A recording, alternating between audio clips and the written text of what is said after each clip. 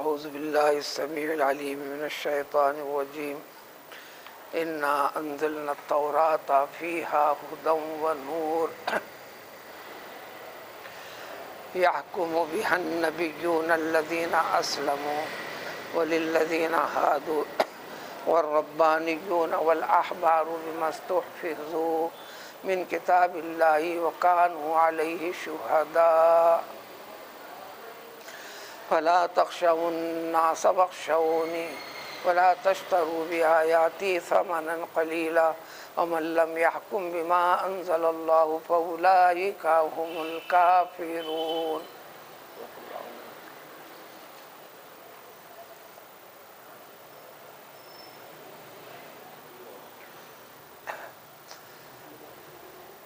آج کی اس آیت میں ایک اہم پہلو کی وضاحت ہے۔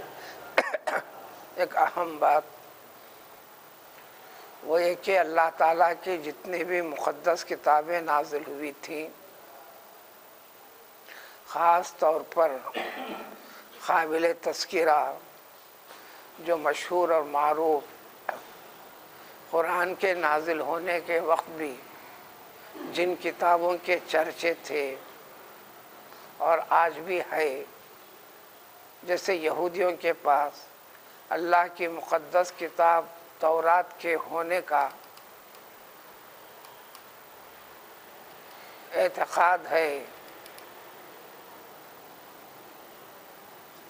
لیکن تورات کو تورات کے طریقے پر باقی نہیں رکھا۔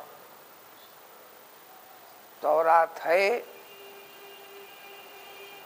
تورات کا سادہ سیدھا مفہوم اس کے معنی بتا کر وضاحت کی جاتی رہی، یعنی اللہ کا کلام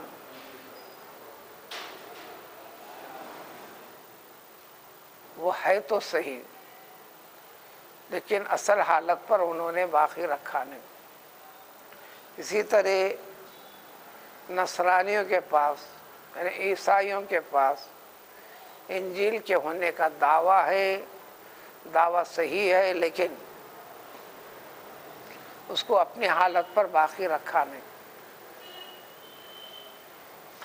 نہ رکھنے کی وجہ بنی ہے یہ آخری کتاب قرآن مجید کو نازل کرنے کی۔ دوسرا خاص پہلو، یہ تمام اللہ کی مقدس کتابیں کہیں یہ نہیں سمجھنا ایک کتاب دوسری کتاب سے مقاصد میں ٹکرا رہی ہے، تضاد ہے، اپوزٹ ہیں ایک دوسرے کی، ایسا نہیں ہے، بلکہ ایمان اور ایمانی اعتقاد اور اس کے تقاضوں کے لحاظ سے یہ تمام کی تمام کتابیں ایک ہی ہیں۔ ہر کتاب میں اللہ تعالیٰ نے انسانوں کی ہدایت کے لیے اور انسان کو ضلالت و گمراہی سے نکل کر نور، روشنی یعنی ہدایت والا راستے کو بتانے والی ہی چیزیں ہیں، اس کے سوا کوئی دوسری چیز نہیں ہے، اور وہی چیز اللہ تعالیٰ کے اس کلام پاک میں ہے۔ اب رہا لِكُلِّ أُمَّةٍ جَعَلْنَا مِنْكُمْ شِرْعَةً وَمِنْهَاجًا، ابھی ان آیت کے بعد بھی آئے گا۔ دین ایک ہے، طریقہ دین ایک ہے، دین کی بنیاد ایک ہے، ساری مقدس کتابیں وہی ہیں، لیکن ہر امت کے لیے شریعت، اس عقیدے اور دین پر قائم رہنے کے طریقے، مثلا دین اسلام کے پکے عقیدے پر قائم رہ کر ہر چیز میں اہدنا الصراط المستقیم، ہر چیز میں ایاک نعبد و ایاک نستعین، مدد کرنے والی ذات اللہ ہی کی، سیدھے راستے کا طریقے بتانے والی ذات اللہ ہی کی،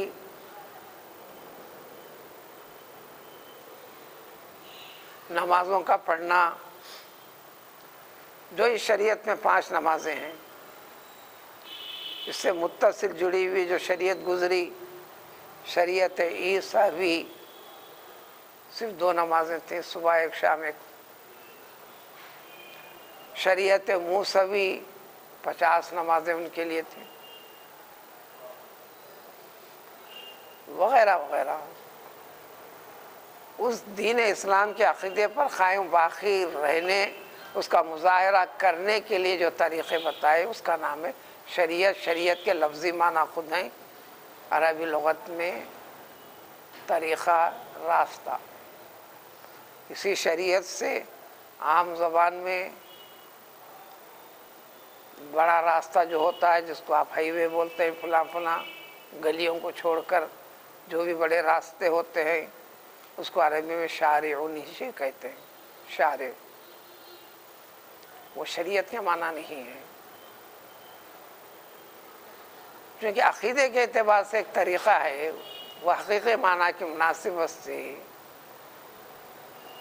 شریعت کی اصطلاحی معنی ایک الگ ہے، یعنی اللہ تعالیٰ کا بنایا ہوا راستہ، اللہ اور اللہ کے رسول صلی اللہ علیہ وسلم کا بتایا ہوا طریقہ، یہ حکمت اور مصلحت کے اوپر رہتا ہے۔ لہذا ماں باقی تمام کی تمام چیزیں، مطلق ہدایت اور نور، یہ 2 چیزیں بنیاد رہی ہیں۔ تمام مقدس کتابیں اسی کی تاکید اور تلقین کرتے رہی ہیں، لیکن ہوا کیا؟ اتنی واضح ہدایت اور نور والی چیزیں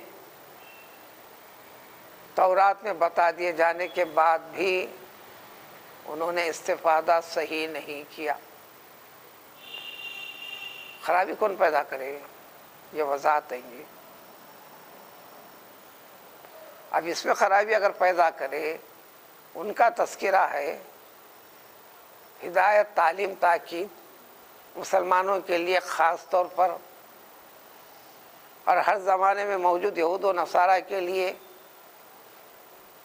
چونکہ دین اسلام کا پیام ایک تو عملی مظاہرے سے پیش کرنا ہے، موقع ملنے پر کلام سے پیش کرنا ہے، موقع ملنے پر قلم سے پیش کرنا ہے، موقع ملنے پر اسلامی شعار، وہ بنیادی طور طریقے جس سے اسلام کی شناخت ہوتی ہو۔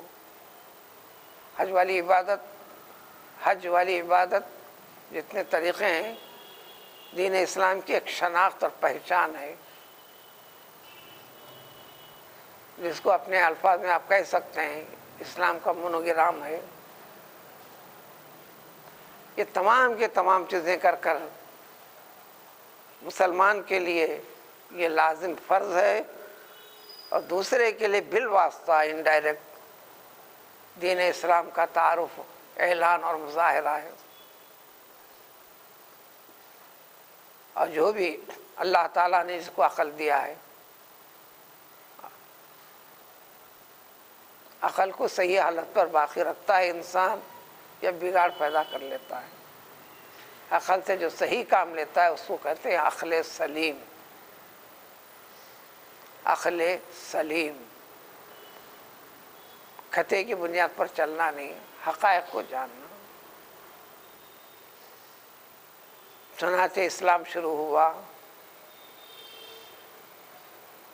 سب سے پہلے مسلمان دین اسلام کے خود پیغمبر صلی اللہ علیہ وآلہ وسلم ہیں۔ اس کے بعد یہ پیام پہنچا دیا آپ نے اپنی اہلیہ کو، حضرت خدیجہ رضی اللہ تعالیٰ عنہا کو۔ وہ تو علامتیں جانتی پہچانتی تھیں، وہ اسلام کو قبول کیا۔ آپ کو کتابوں میں ملے گا، تقاریر میں ملے گا، عورتوں میں سب سے پہلے اسلام قبول کرنے والے حضرت خدیجہ ہیں۔ اب ایک شناخت باقی رکھنے کے لیے عورتوں میں، مردوں میں، بچوں میں کہہ دیا گیا، ورنہ حقیقت میں سب سے پہلے اسلام قبول کی عورت ہی، حضور صلی اللہ علیہ وسلم کے بعد اور کوئی نہیں۔ فوقیت کا درجہ لینے کے لیے اب الگ الگ درجہ بندی کی گئی، عورتوں میں، مردوں میں، بچوں میں، مگر حقیقت ہے وہ، اس میں غلط کیا ہے؟ عورتوں میں کہنے کے بعد، لیکن حضرت خدیجہ سے پہلے تو قبول نہیں کیا حضرت ابوبکر نے، لیکن مردوں میں آپ نے قبول کیا۔ وہ تفصیل بتانا نہیں ہے، بتانے کی بات یہ ہے، عقل سلیم والی بات آئی۔ حضرت عثمان غنی رضی اللہ تعالیٰ عنہ عمر میں پیغمبر علیہ السلام سے 6 سال چھوٹے تھے۔ اصحاب فیل کے واقعے کے سال حضور صلی اللہ علیہ وسلم کو اللہ تعالیٰ نے مبعوث فرمایا، آپ کی ولادت ہوئی۔ اس کے پورے 6 سال کے بعد 6ٹھے سال میں حضرت عثمان غنی رضی اللہ تعالیٰ عنہ کی ہی خاندانی اعتبار سے جد اعلیٰ میں دونوں ایک خاندان میں ہو جاتے ہیں۔ سیدنا ابوبکر صدیق رضی اللہ تعالیٰ عنہ نے جو کام کیا، طریقہ یہی بتایا، اے عثمان، تم ایک سنجیدہ آدمی ہو، عقل سلیم رکھتے ہو، اچھے برے کی تمیز کرنے کی صلاحیت تم میں پوری طرح ہے۔ سادی سیدھی عقل سے ذرا غور کر لو، جس کو آج تک یہ ہم پوچھتے ہوئے آ رہے ہیں، پوجا کرتے ہوئے آ رہے ہیں، کیا ان کے اندر کوئی چیز جان کی ہے؟ یہ سنتے ہیں، کرتے ہوئے آ رہے ہیں، اس کو چھوڑ دو، صحیح عقل کو سامنے رکھ کر ذرا غور کرو۔ یہ طریقہ تعلیم سے پیش کیا حضرت ابوبکر صدیق رضی اللہ تعالیٰ عنہ نے حضرت عثمان غنی رضی اللہ تعالیٰ عنہ کو، کہہ کر فرمایا کہ تمہاری خالہ جو ہے ان سے بھی دریافت کر لو۔ انہوں نے اتنی بات کہی، ہاں محمد صلی اللہ علیہ وسلم اللہ کے رسول برحق ہیں۔ پھر ان کے پاس موجود جو کلام پاک تھا، دین اسلام کی باتیں تھیں، بتائیں۔ عثمان غنی رضی اللہ تعالیٰ عنہ نے اسلام کو اپنا لیا۔ یہاں بھی انسان اپنی عقل کو ٹھکانے پہ رکھ کر، جگہ جگہ اللہ تعالیٰ انسان کو دی ہوئی عقل کو انتہائی بڑی نعمت قرار دے کر افلا تعقلون، افلا تفکرون، افلا تفہمون، افلا تعلمون، یہ سارے الفاظ کا ایک ہی مفہوم، عقل سے کام لو۔ سورہ محمد میں تو یوں فرمایا، ام علی قلوب اقفالها، عربی کا لفظ ہے، اردو میں بھی آیا خفل، عربی کا لفظ ہے، اسی کی جمع اقفال ہے۔ ارے کیا ان کے دلوں کے اوپر خفل پڑے ہوئے ہیں کیا؟ یعنی دلوں کے تالوں کو توڑو، قطع کی رسم و رواج والی چیز کو ختم کرو دین والے معاملے میں، اور دنیا والے معاملے میں تو ضروری ہے آپ کو۔ دنیا کہتی کہ یہ چیز کھانے پر نقصان ہے، آپ کو عمل کرنا پڑے گا، یہ زہر ہے، آپ کو ماننا پڑے گا، اس راستے میں خطرہ ہے، آپ کو ماننا پڑے گا۔ دنیا داری والی بات الگ ہے، اسلام قبول کیا۔ تو اسی طرح اس کتاب کے اندر بھی نور اور ہدایت والی چیز ہے، جو تورات میں وہی تھی، انجیل میں وہی تھی، بگاڑ پھر بعد میں لوگوں نے پیدا کیا، اپنی عقل کو خراب کر کر صحیح عقل کو استعمال نہیں کیا۔ آیت کے ترجمے سے بات آگے بڑھتے جائے گی۔ یقیناً ہم نے نازل فرمایا، جیسے قرآن کو اللہ نے فرمایا انا انزلنا فی لیلۃ القدر، اسی طرح تورات کے بارے میں بھی انا انزلنا التورات، ہماری کتاب ہے، ہمارا کلام ہے، مقدس کلام پاک، جس کو عبرانی زبان میں تورات کا نام ہے، عبرانی زبان کا لفظ ہے، ورنہ کتاب اللہ سے یعنی قرآن مجید ہے۔ اس کتاب میں کیا ہے، کیا تھا، کیا نہ اتارا ہم نے؟ فیہا ھدی و نور، اس کے اندر صرف 2 چیزیں ہیں، انسان کو انسانیت کے طور طریقے سوچ فکر کے جتنے ہیں سب ہم نے اس میں بیان کر دیا، جس سے انسان گمراہی سے نکل کر ہدایت اور روشنی کے راستے میں آ سکے۔ یہ دو چیزیں ہیں، وہی چیز اس کلام پاک میں بھی ہے۔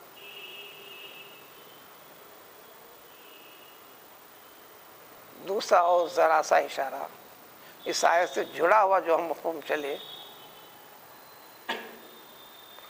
زانی اور مزنیہ، فحشکار مرد اور عورت جو یہودیوں میں سے گناہ کیا تھا، انہوں نے خیال باندھ لیا، ان لوگوں نے تورات کے اس عمل پر غلط عمل کرتے ہوئے زمانے سے ایک حکم بدل رکھا تھا،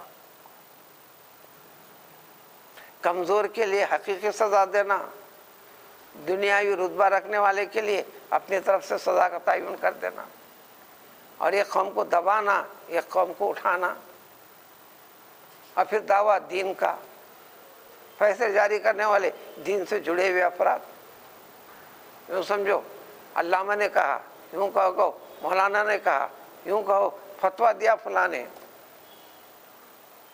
یہی عنوان تھا، دین کو بگاڑ کر رکھا تھا۔ اسی کی طرف سب سے زیادہ ڈانٹ ڈپٹ ہے آج کی آیت میں، جو اس زمانے میں علم سے جڑے ہوئے افراد، اس کی ذمہ داریوں کو اپنے لیے ضروری سمجھنے والے افراد، ایسے افراد کی خاص طور پر گوشمالی کی گئی ہے۔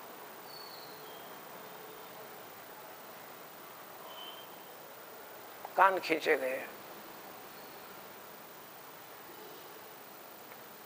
اس میں سب سے پہلے یعنی اس قانون کو بتا کر،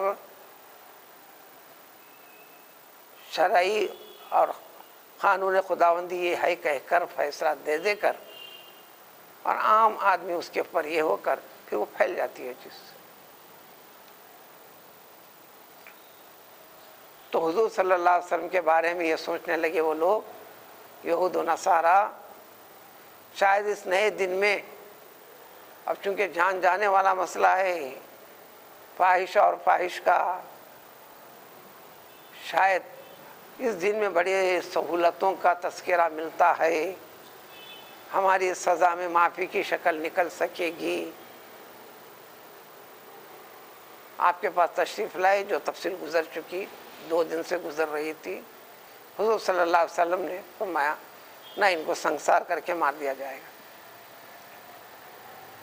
اور یہ طے کر کے آئے تھے اگر ایسا فیصلہ ملے تو ہم قبول نہیں کریں گے، ہاں کچھ آسانی والا فیصلہ مل جائے تو ہم اس کو اپنا لیں گے۔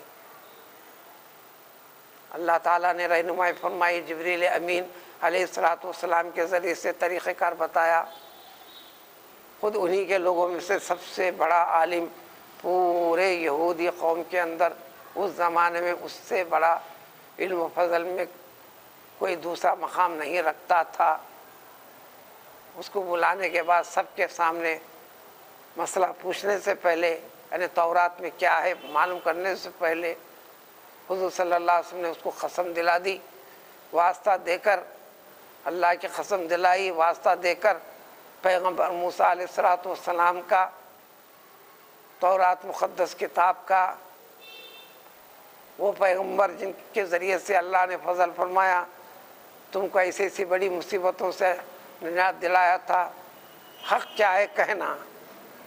یہ کہتے اس نے کہہ دیا کہ میں تو کہنا چاہتا نہیں تھا، لیکن جو قسم کا واسطہ، پیغمبر موسیٰ کا واسطہ، اللہ کی مقدس کتاب تورات کا واسطہ، یہ سارے اتنے واسطے رکھ دینے کے بعد اب میری جرت و ہمت نہیں کہ چھپا کر غلط بیان کرنے کی، یعنی بیان کیا کرتے تھے اب تک۔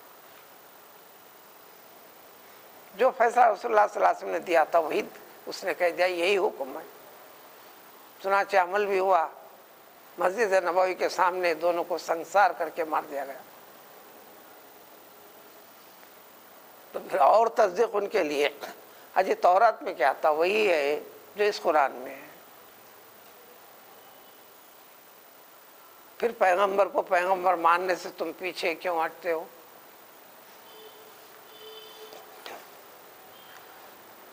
یہ وہ مقدس کتاب تھی تورات، اسی تورات کے بل بوتے پر، اسی کی بنیاد پر، اسی کو بنیاد بنا کر پیغمبر موسیٰ علیہ السلام بھی اور ان کے بعد آنے والے جتنے انبیاء کرام علیہ السلام آئے وہ بہت بڑی بڑی بڑی تعداد ہے۔ تعداد کا صحیح فگر کا تعین کرنا دشوار ہے، اس لیے میں 3 مرتبہ بڑی بڑی بڑی کہہ دیا۔ 200 سے 1000 تک کی روایتیں ملتی ہیں۔ اللہ تعالیٰ نے تورات کو تورات کی حقانیت پر قائم باقی رکھنے کے لیے ایک کے بعد دیگرے انبیاء کو بھیجے، نئی شریعت نہیں، تورات کے پیام کو اس میں رد و بدل ہونے نہ پائے۔ جب جب خرابی پیدا کی ایک پیغمبر کو بھیج کر اصلاح کرتے چلے گئے، پھر معاشرے کو سدھار پیدا کیے۔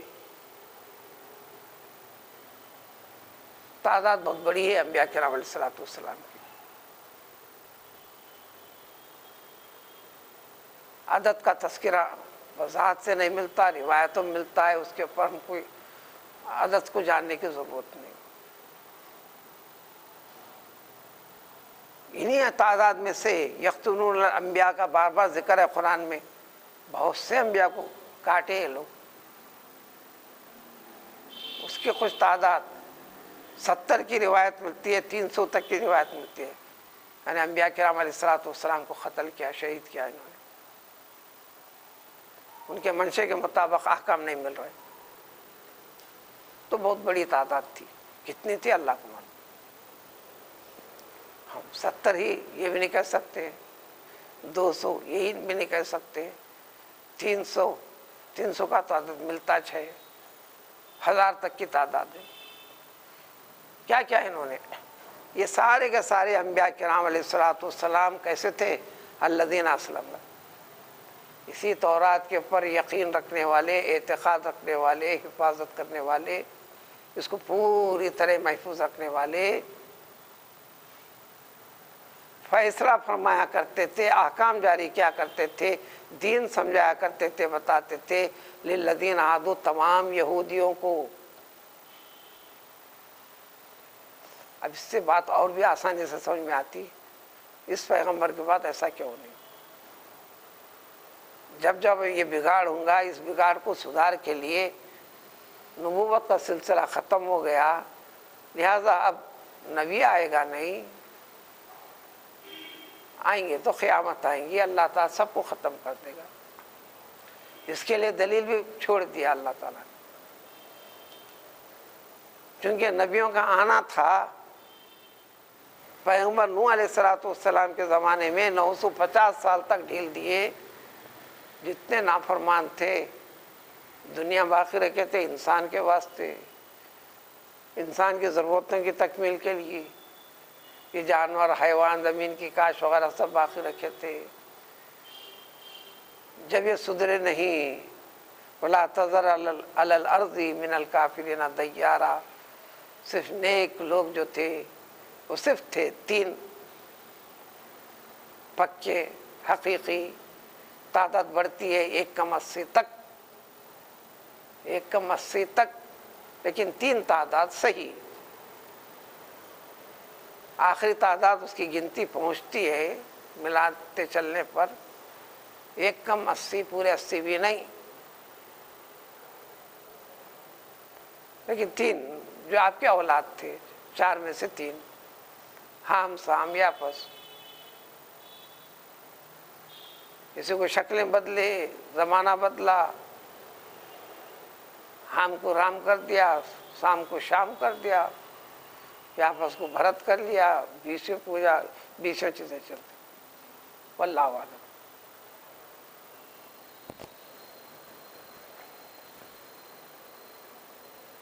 کسی جانور کو باقی نہیں رکھے، لیکن 3 کو باقی رکھے۔ دنیا کو باقی رکھنا، انسان کو باقی رکھنا ہے تو ہر جانور، ہر چیز کے 2 جوڑے رکھوا دیے اور سب کو برباد کر دیا۔ اب جب پیغمبر کو بھیجنا نہیں ہے، اب وہی نازل کرنا نہیں ہے، پھر نئی شریعت آنا نہیں ہے، تو اب کیا کریں گے؟ سب کچھ ختم کریں گے۔ ترقی یافتہ دنیا، سائنس اور ٹیکنالوجی والے بھی یہاں تک تو اعتراف میں آ گئے، تحقیق کرتے ہوئے فلکیات کی۔ یہ ایک بڑا ایک خاص نظام کے تحت چل رہا ہے۔ تحقیق پہ اب پتے میں پتہ چلتا ہے ان کو۔ کل فی فلک یسبحون، سورہ یاسین کی آیت شریفہ۔ یہ تمام کا ایک محور بنا کے چھوڑیں اسی میں، ذالک تقدیر العزیز العلیم، یہ ساری کائنات کے بنانے والے کی سب سے بڑی ٹیکنالوجی، تقدیر کا ترجمہ آپ کر سکتے ہیں وہاں پر۔ انتہائی ماہرانہ کمال کے ساتھ، جس میں غلطی نہیں ہوتی۔ علیم انتہائی پرفیکٹ۔ تقدیر کے معنی وہی آتے ہیں۔ اور پھر سے پورا طاقت پاور رکھنے والی ذات باری تعالیٰ اس کی ہے۔ وہ علم حضرت موسیٰ نے سمجھایا تھا، حضرت موسیٰ کو حضرت خضر نے سمجھایا تھا، اے موسیٰ تم یہ کہاں سے سمجھ لیے؟ تم نبی ہونے سے اللہ تعالیٰ تم سے زیادہ کسی کو نہیں بتایا، اس سے زیادہ بتائی ہوئی چیز اللہ نے آپ کے ذریعے سے بتایا۔ پھر مثال سے سمجھائے، پانی کی کشتی چل رہی ہے، اچانک چڑیا آ کر کنارے پر بیٹھی کشتی کے، پھر اس سمندر کے اس میں چوچ ماری، ایک خطرہ پانی لی اڑ گئی۔ آپ نے مثال دے کر سمجھایا، اس چڑیا کے اس پانی لینے سے اس سمندر کے پانی میں کمی کیا آئی اے موسیٰ؟ انہوں نے کہا کچھ بھی نہیں۔ اللہ تعالیٰ اپنے مخلوقات میں سے، مخلوق کو جو علم دیا ہے اپنے علم میں سے، بس اتنا ہی جتنا کہ چڑیا ایک خطرہ پانی لے کر اڑی ہے۔ اتنے سے علم کے اندر انسان کی یہ بھاگ دوڑ ہے، یہ دعوے ہیں، اس علم رکھنے والے کا نظام ہے۔ اب وہی کہتا ہے کہ ایک دن اس کو ہم ختم کر دیں گے۔ یہ سائنس والے مانتے ہیں کہ ایک دن یہ نظام خود بخود ٹکرا کے ختم ہو جائے گا، چاہے وہ ہزاروں سال ہو یا سینکڑوں سال ہو، کچھ بھی ہو۔ ان کے فن کے لحاظ سے 20 مرحلے میں بیچ میں اب آنے والی ان کی تحقیق بھی چلی۔ بعض اشارے تو ایسے ملتے ہیں ہمارے احادیث کے اندر بھی۔ پوری دنیا کی عمر ایک حدیث شریف کی وضاحت میں صرف اور صرف 7 دن 7 days، لیکن اللہ کے پاس حساب میں ایک دن دنیا کے 1000 برس کا، دنیا کے 1000 برس کا۔ یہ ترجمہ ہے، بات پوری طرح آپ کو بھی دماغ میں نہیں اترے گی۔ اللہ تعالیٰ کے حقائق کو پوری طرح جاننا دشوار ہے۔ تو حضور صلی اللہ علیہ وسلم فرمایا کہ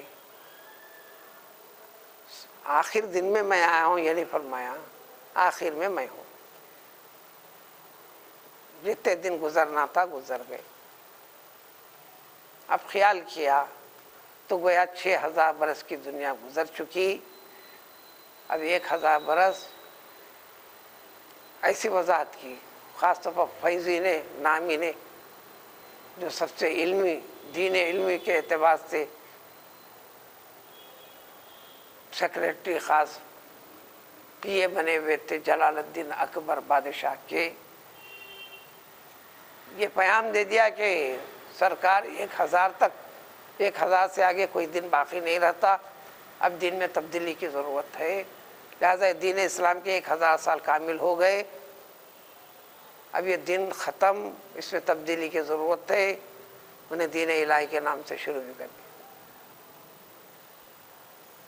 اب یہ تعویلات، ہر پیچھے ایک حقیقت ہے، اس کے پیچھے تعویل سے نتیجے میں پہنچنا غلط۔ کسی نے کہا کہ 1500 برس ابھی چلے گی،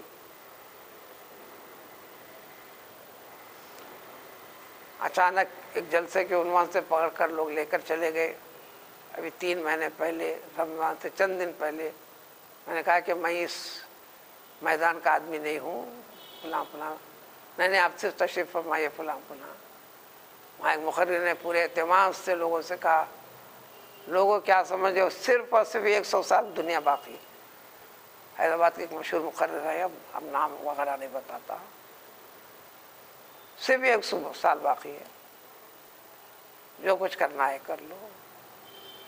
پھر اسی دوران تقریر میں آگے بڑھتے ہوئے کہا، اور بہت اگر کہتے ہو تو 300 تا 400 سال اس سے آگے دنیا جانے والی نہیں ہے، ختم ہونے والی ہے، تو شاید وہ 1000 سے 1500 سال کا حساب میں چلے ہوئے۔ میں نے آہستہ سے کہا، اچھا اسی خدشے سے آپ 40 سال کے اوپر ہو گئے، آپ شادی اسی لیے نہیں کیے کیا تاکہ بچوں کو خطرے میں کیوں ڈالیں؟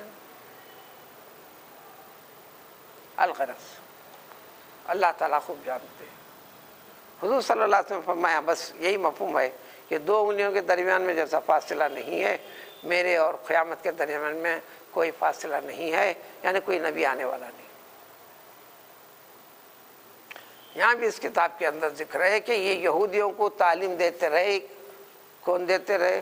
سارے کے سارے نبی۔ ہر نبی کے بعد نبی کی تربیت یافتہ قوم ربانیون، رب سے ربانی، جیسا حیدرآباد میں رہنے والا حیدرآباد سے حیدرآبادی، ہندوستان میں رہنے والا ہندی، یہ ربانی اس کی جمع ہے ربانیون۔ قرآن میں 1 سے زائد جگہ پر آیا ہے۔ یہ لفظ خاص آپ کو ایک طرف اشارہ بھی کرتا ہے، یعنی دین کی تعلیم و تربیت کے اندر آگے بڑھ کر، یعنی صوفیہ، تزکیہ نفس قلب رکھنے والے، یہاں 2 باتیں نکلتے ہیں۔ اللہ کے بندوں میں ایک طبقہ ہے اہل اللہ ربانی،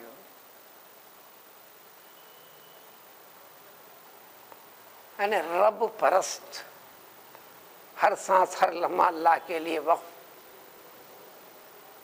اشارے، علامتیں، شناختیں، فلاں فلاں، یہ ایک ثانوی دور کی حیثیت ہے۔ دوسرا پہلو جو اشارہ ہے، بنیاد اللہ کی کتاب، اس لیے سب سے بڑا میزان عام آدمی کے لیے بھی ترجمے سے، بڑے سے بڑے عجوبے بھی اگر بتانے والا کوئی شخص ہے، لوگوں کی نظروں میں بڑے سے بڑا ولی بھی بول کر ہے، آپ صرف جائزہ لیں گے، ایک میزان ترازو آپ کے پاس ہے، اللہ کی کتاب سے، اللہ کے حکم سے، دین اسلام کے بتائے طریقے سے ایک پہلو بھی خلاف نہیں ہونا، ایک پہلو بھی خلاف نہیں ہونا۔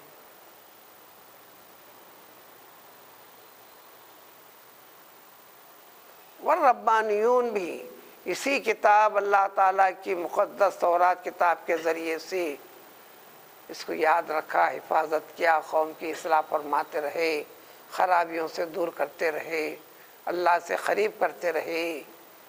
پھر تیسرا درجہ احبار کا، اس کا واحد آتا حبر اور حبر دونوں بھی، ان کو بھی عربی میں حبر کہتے ہیں، حسین و جمیل کو بھی حبر کہتے ہیں، علم کمال رکھنے والے کو حبر کہتے ہیں۔ حضرت عبداللہ ابن عباس رضی اللہ تعالیٰ عنہ کو احادیث میں حبر الامہ، امت مسلمہ کے حبر ہیں، اسی کی جمع احبار۔ یہ علماء اور عابدوں سے بڑا درجہ، زاہدوں کا درجہ۔ اس کے بعد والی سیڑھی اہل اللہ کے خاص میں ہو جاتے ہیں، یہ احبار، یعنی زہد و تقوی کی بلندیوں کو پار کرنے والے بھی اسی اس کتاب کے ذریعے سے خود باقی رہے، نیکی باقی رہی، اللہ کے نیک بندے ہونے کو ثابت کر کے بتلا اللہ کے سامنے، اور اللہ کے بندوں کے اندر عام کیا۔ نیز بڑے بڑے علماء کو، عالم کا الگ چیز ہے، علم کے اندر بہت بڑا کمال رکھنے والا، یہ حبر کہلاتا ہے۔ جو اصل معنی ہبرو جمال کے آتے ہیں، ایک علمی روب، ایک شان، عمل کے لحاظ سے، اٹھنے بیٹھنے کے اعتبار سے، زبان کے لحاظ سے، ہر اعتبار سے اس کے اندر ایک رونق پیدا کر دی جائے گی۔ یہ ادنا مناسبت سے نام ہے۔ یہ سارے کے سارے احبار نے بھی، یعنی اللہ کے رسولوں نے اور رسالتی پیام کے ذریعے سے اللہ کا قرب حاصل کرنے والے اصفیاء اہل اللہ نے، اور علم کے اندر کمال جذبہ رکھنے والے صحیح علم کی حقیقت پر رہنے والوں نے بھی، ان کا ذریعہ بھی کیا تھا؟ تعلیم و تربیت کا، اور خود دین پر قائم اور باقی رہنے کا۔ یہ تورات ہی تو تھا۔ تو آج بھی یہ اللہ تعالیٰ کلام پاک ہی تو ہے، اس سے ہٹنا نہیں۔ آپ کی حقیقت اس سے اونچی اور ہوں گی، لیکن ظاہری طور پر اس کے طریقوں سے خلاف ہے، تو قوم کا اعتراض بالکل صحیح، بلکہ اس سے شریعت کے لحاظ سے ان کو واجب القتل کہہ کر قتل بھی کر دیا جائے گا۔ اہل اللہ کے 20 واقعات میں آپ پڑھیں گے حالات، اکثر کا قتل ہوا ہے اسی ظاہری شریعت کے مسائل کے اوپر، کھلم کھلا خلاف دکھا، فوراً قتل کر دیا گیا، چونکہ تعظیم رسالت، تعظیم شریعت اور اس کے اصل بنیاد کے خلاف ہو ہی نہیں سکتا، نہ سنا جا سکتا، نہ پڑھا جا سکتا، نہ سننا ہے، نہ پڑھنا ہے، نہ کرنا ہے۔ حقیقت یہی ہے۔ کیا کیا انہوں نے؟ بما استحفظوا من کتاب اللہ،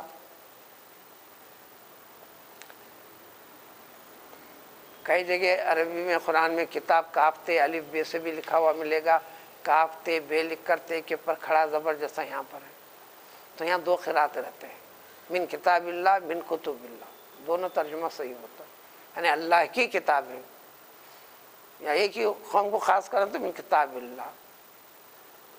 اسی لیے یہ اللہ تعالیٰ کی مقدس کتاب تورات ہی کی تو حفاظت کی تھی انہوں نے، حفظ سے یاد کیا تھا، قانون سے پوری طرح واقف تھے، منشاء خداوندی کیا اس کو پوری طرح اپنے دل و دماغ میں، عقل میں بٹھا لیا تھا۔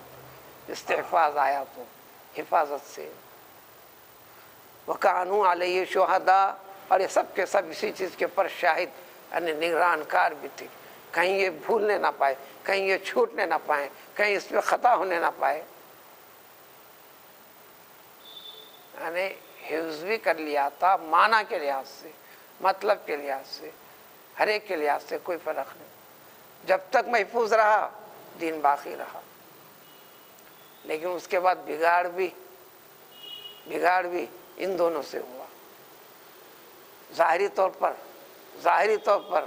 حقیقت طور پر نہیں، ظاہری طور پر ربانی کہلانے والے، ظاہری طور پر احبار کہلانے والے،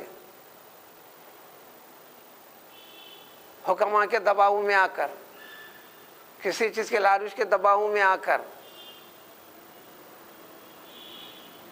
کتاب کے اندر تو حکم جھونکا تو اس کا مطلب بتانے میں ایسا کیا، ایسا کیا، ایسا کیا، یہ خرابی یہودیوں میں پیدا ہوئی، تب کہیں تو کلام پاک کو نازل کرنا پڑا۔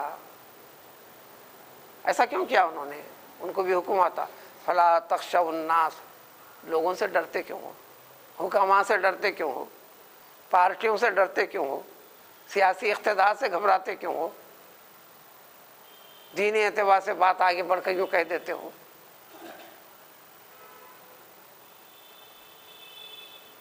ایسے 20 واقعات ہیں، مجھے واقعات کہہ کر اشارہ دینا نہیں، ہمارے معاشرے میں بہت گزرتے ہیں۔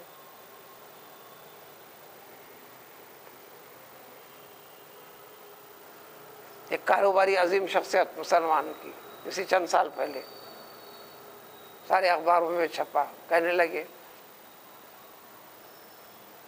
جب اضطراب اور بے چینی والی کیفیت حیدرآباد کے ماحول میں ہوئی تھی تو اس درمیان میں کہہ دیا، بالکل ہمارا قرآن حکم دیتا ہے آپ کو، آپ کا دن آپ کے لیے اچھا ہے، ہمارا دن ہمارے لیے اچھا ہے، ہمارے قرآن نے آپ کی تائید کی ہے۔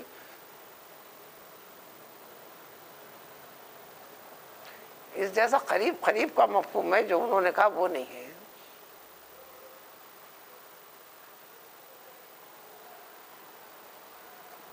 تم تم صحیح ہو یہ نہیں کہتا، تم اس دین پر نہیں رہنا یہ بھی نہیں کہتے ہم. صحیح یہ ہے تو مانو یا نہ مانو، فیصلہ اللہ کے پاس ہوگا. یہ مفہوم قرآن میں جگہ جگہ. یہ تسلیم کرنے کا حق مسلمان کو دیا ہی نہیں گیا، وہ لوگ اپنے اس پہ صحیح ہیں.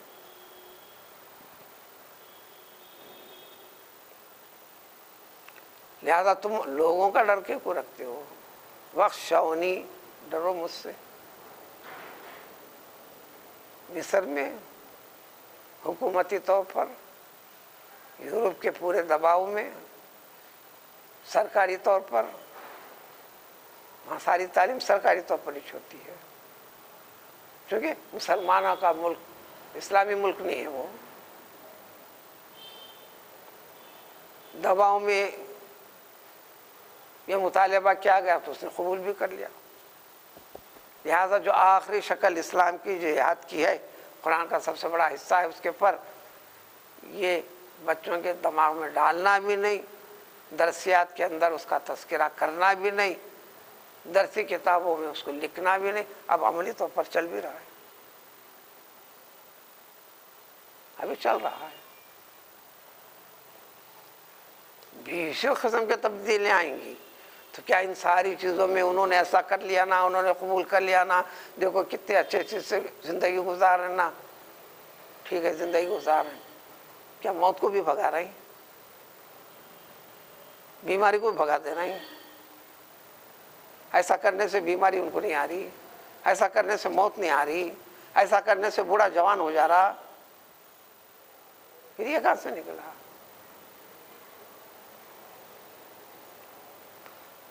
ایسا کر کر کیا فائدہ؟ فائدہ کیا؟ سیاسی فائدہ، دنیا فائدہ. اللہ نے حکم دیا وَلَا تَشْتَرُوا بِآيَاتِي ثَمَنًا قَلِيلًا. یہ دنیا کی اگر انہوں لاکھوں کروڑوں میں دے دے، چلو اقتدار کی ایک سیڑھی پہ بھی اٹھا دیں آپ کو، آخرت کے ایسے معمولی قیمت، معمولی قیمت. میری آیات کو، میرے احکام کو، میرے تخییر کو تھوڑی سی قیمت کے بدلے میں حوالے کر دیتے ہو، حکم بدل دیتے ہو.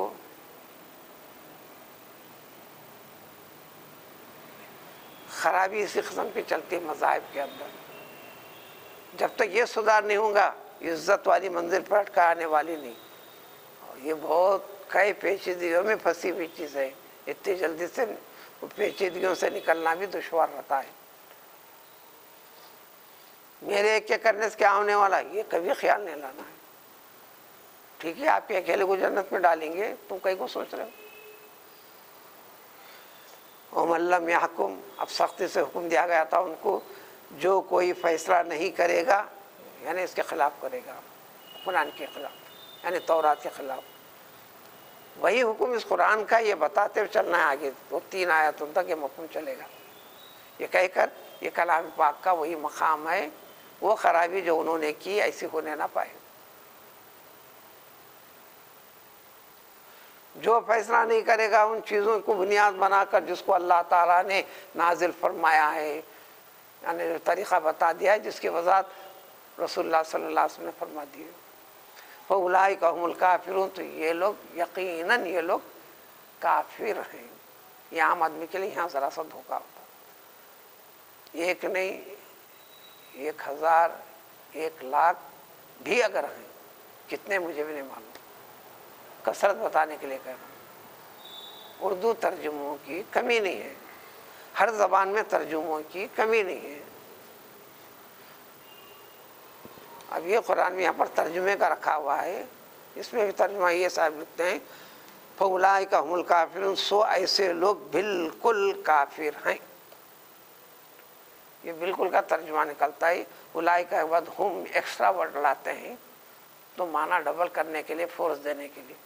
جیسا اولئک هم المفلحون، اصل لفظ ہے اولئک مفلحون، یعنی اس کے سوا نہیں ہو سکتے، یہی ہیں یہی ہیں. یہ سوچ ڈالنا تو عربی کے اندر ہے، ایک ورڈ کو ریپیٹ کرتے ہیں. اولئک هم المفلحون، اولئک هم الکافرون، بالکل یہی لوگ کافر ہیں.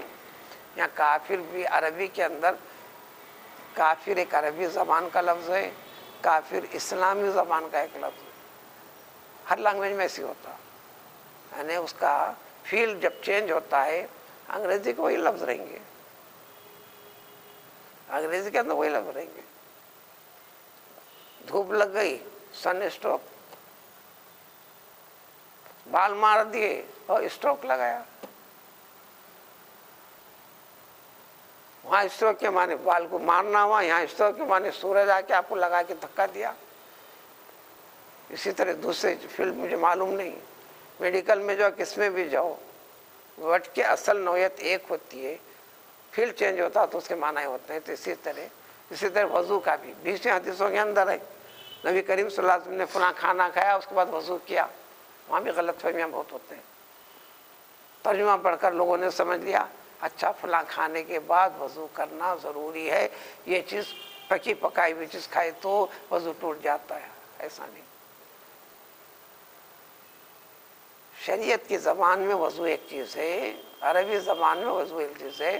ایسے حدیث میں جہاں جہاں وضو کا تذکرہ ہے اس کو ہم حدیث پڑھتے پڑھاتے بچوں کو تعلیم دیتے وضاحت کر دیتے.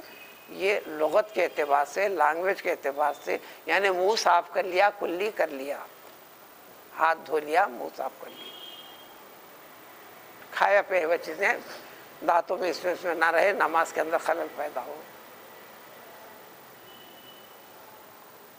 نماز وغیرہ عبادت کے لیے جو شرعی وضو ہے وہ ایک اصطلاحی ہے جس کا طریقہ خود اللہ تعالیٰ نے بتایا ہے. وضو کہتے پورا وہی نہیں ہو جاتا. اسی طرح کافر کہتے ہی، کافر کا شریعت کی زبان میں اللہ کا، اللہ کے رسول کا مننے کے بعد اٹھائے جانے کا انکار کرنے والا کافر. یہاں وہ کافر نہیں ہے، یہاں وضاحت کی ضرورت پڑتی ہے. اس لیے کہہ رہا ہوں ترجمے میں اتنا لکھیں گے، کیسے تاکید کیسا ہے.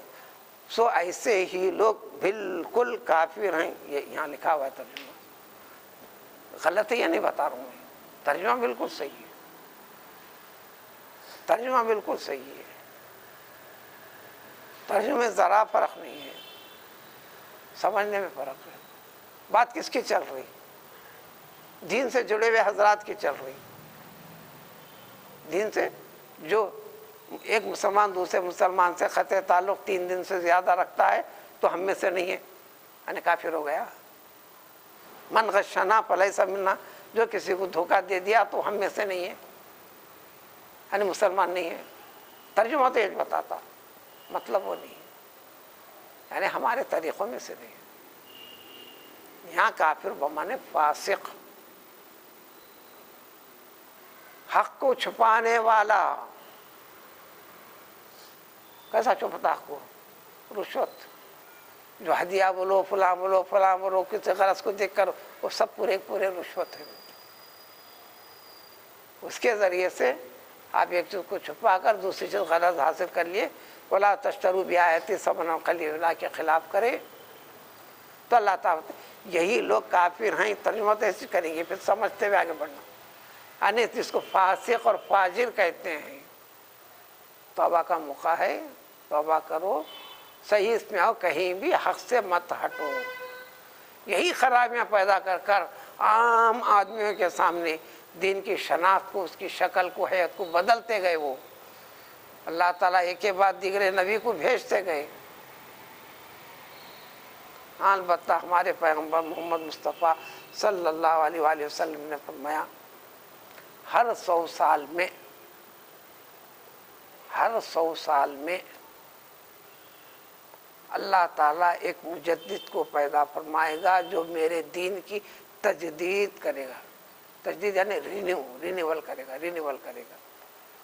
اصل دین کے اندر جو خرابیاں معاشرے میں چلتے رہتے ہیں 100 سال کے درمیان میں ایک آدمی کو پیدا کرتا رہے گا، وہ دین میں اتنا کمال پیدا کرے گا. یہ حق کیا ہے، باطل کیا ہے، کیا خرابیاں تم میں چل پڑی تھیں، انہیں کراتا ہے. یہ نہیں، خرابیاں کیا ہو گئی تھیں، فکر میں کہاں خرابی ہوئی، فیت میں کہاں خرابی ہوئی، عمل کے سمجھنے میں کہاں خرابی ہوئی، معاملات کو اپنانے میں کہاں خرابی ہوئی، اس کی اصلاح کرتا رہے گا. 6-7 ہجری تک کے تاریخوں میں آتے کہ یہ فلاں 100 سال کا فلاں عالم کمال کا یہ مجدد گزرا، یہ مجدد، یہ مجدد، یہ مجدد، یہ مجدد۔ اب یہ زمانے میں تو بڑا مسئلہ ہے، اب القاب پبلک دیتی ہے، اہل علم نہیں دیتے، اب وہ بھی بڑے سینے سے لگا لیتا ہے۔ انما یعرف من الناس ذا الفضل ذبوہ، یہ عربی کا یہ ہے، حدیث نہیں ہے، قرآن نہیں ہے، یعنی درجے اور مرتبے والا شخص ہی درجے اور مرتبے کو جانے گا۔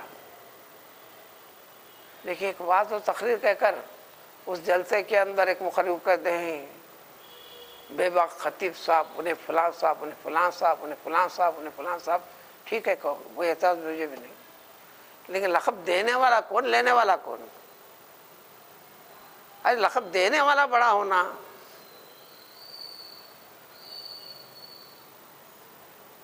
ایسے چھوڑا آج کو تقریر سن کے پورا مجمع اطمینان سے کرتا، ہاں ٹھیک کہا انہوں نے۔ تو جتنے سامعین ہیں وہ جج بن کر بیٹھتے ہیں، اور تقریر کرنے والا اپنی صلاحیت کو منوانے کے لیے آیا، بس اس قسم کا چل رہا مسئلہ۔ دینے والا لقب اس فیلڈ کے لوگ ہونا، فیلڈ یہاں پر چینج ہے۔ اور ایک صاحب مشہور معروف، ہمارے پاس بھی ایک سے کئی مدد تشریف لا چکے، نام نہیں بولتا، اور جو مرحوم ہو گئے ان کا نام نہیں بولنا کا بھی حکم ہے۔ ان کو ایک جلسے میں لقب دینے کے لیے لوگوں نے بلایا، کیا فلاں فلاں کیا، ان کو دے دیے، لوگ اپنے طور پر طے کیے، خیر طے کرنے والے بھی آپس میں پوچھ لیتے ہوں گا، مشورہ کرتے ہوں گا۔ سراج العلوم جلسے میں آج مولانا کو ایک سرٹیفکیٹ بھی پیش کریں گے، آج سے آپ کے پاس سراج العلوم، سراج العلوم۔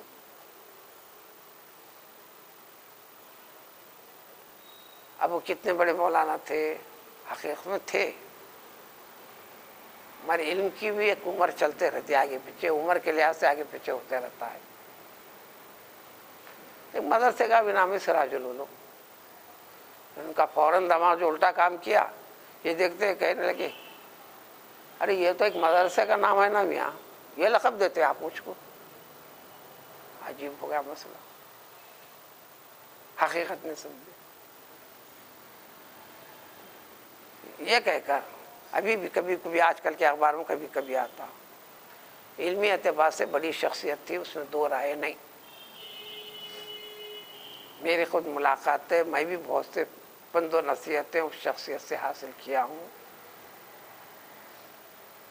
کم و بیش ایک مہینہ زانو ادب طے بھی کیا ہوں، خصوصی مشوروں سے استفادہ کیا ہوں۔ ابو الحسن علی الندوی جو ندوۃ العلماء چلاتے ہیں، 1960 کے آس پاس میں حیدرآباد سے مستقل طور پر جا کر ایک مہینہ وہاں ٹھہرا بھی ہوں، پھر ان کے مشورے کے بعد پھر اس کے بعد حیدرآباد آ کر یہیں پر اپنی ذمہ داریوں کو تکمیل کیا۔ لیکن اب ان کے ماننے والے کہتے ہیں 20ویں صدی کے مجدد ہیں۔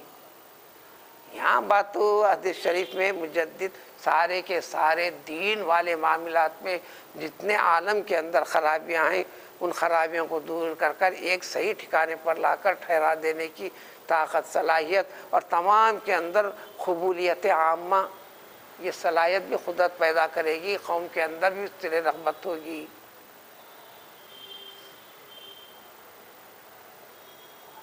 ان کے علمی صلاحیت میں دو رائے نہیں، عربک لٹریچر میں کمال کا علم ہے، اور چند چیزیں اسلامی اعتبار سے چند اسلامی شخصیتوں کی کتابیں لکھی ہیں لیکن اس قسم کا تعلق فن تصوف سے بھی جڑے ہوئے ہیں، ان کے مریدین بھی ہیں، اور پورے کے پورے دین اسلام کے معاشرے کے اندر مجدد کا جو مفہوم حدیث شریف میں ہے وہ ہونا، یہ کئی صحیح سالوں سے اس قسم کی شخصیت کا تعین بڑا دشوار ہو رہا، دعوے تو بہت چلتے ہیں فلاں فلاں یہ مجدد مجدد، لیکن حدیث شریف وہ ہے صحیح حدیث ہے، ہر 100 سال میں اللہ تعالیٰ میری امت میں سے ایک شخص کو پیدا فرمائے گا جو میرے دین میں جو بگاڑ کمزوری وغیرہ جو پیدا کیے ہیں ساری چیزوں ختم کر کر صحیح اصل حالت پر لائے گا لائے گا لائے گا. وہ کب تک ہے اللہ تعالیٰ خوب جانے. تو بہرحال اس کے اندر یہی لوگ فاسق ہیں، یعنی بشکل نیک. فاسق کا مطلب ہے بدکار، خلاف کام کرنے والے. نماز نہیں پڑھتا اس کو بولیں گے فاسق، جھوٹ بولتا ہے تو اس کو فاسق، غیبت کرتا ہے تو اس کو فاسق. اسی فاسق کے معنی نہیں ہے کافر. اور حقیقی معنی کفر کے معنی چھپانا. اس سے پہلے وضاحت کر چکا ہوں، کسان کو، فارمر کسان کو عربی میں کافر کہتے ہیں، کیونکہ زمین کو صاف کر کے کھود کے دانہ اندر ڈال کے چھپا دیتا. عربی کے صحیح معنی کافر، کسی بھی چیز کو چھپانا. دین اسلام کے اصطلاح میں کافر اللہ تعالیٰ کے ذات حق وحدہ لا شریک، غیر کو شریک کیے، فلاں فلاں کیے، حق کو چھپا دیا، نا حق کو ظاہر کر دیا. اس اعتبار سے وہ کافر. ایک حسینہ اچھے شعور رکھنے والے عقل مند خود رسول اللہ صلی اللہ علیہ وسلم میں، ارے تم تو عقل مندوں کی عقل کو اڑا دینے والیاں ہیں تم. بعض مرحلے میں تو میں کہتا ہوں کہ حقیقی معنی میں شیطان بولے تو ہر عورت نہیں، عورت شیطان. ایک حدیث انتہائی کمزور کے درجے میں، اس کو اس لیے ذکر نہیں کرتے، ہم تو پورا پڑھتے ہیں. اس کے اندر یہ الفاظ ہیں، لولا النساء لدخلت الرجال كلهم في الجنہ. سارے محدثین میں کاٹ چھاٹ کے یہ حدیث نہیں، مفہوم میں آ سکتا فلاں فلاں سے الگ بات ہے. اگر عورتیں نہ ہوتی ہیں تو ضرور ضرور ہر آدمی، ہر انسان ضرور جنت میں داخل ہوتا. فتنے کا ذریعہ خود نبی کریم صلی اللہ علیہ وسلم فرمایا. عام آدمی نہیں، عام آدمی تو کبھی بھی ٹھکانے لگ جاتا. ہوش حواس رکھنے والوں کے ہوش اڑا دینے والی اگر وہ چاہے تو. قرآن میں نمونہ ہے.